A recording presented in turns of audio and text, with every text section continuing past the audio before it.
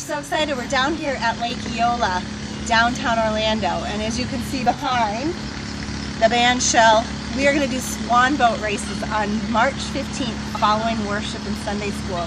We're going to meet down here, have some relay races, and all for charity. Hope you guys can join us. Tell us a little bit about your training for this event. Well, I am the national champion of swan boat races. I did this as an Olympics event, and I'm kind of good, so you might want to be on my team. Bam! Got it. We are going to win. Watch us smoke it. Yeah.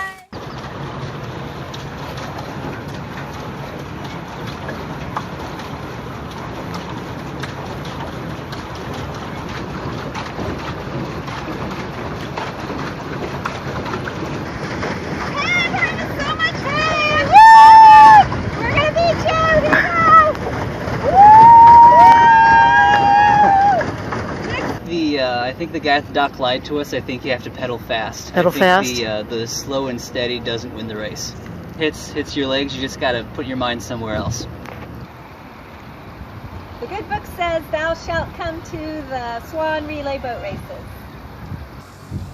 Be exceptionally fun. You should come.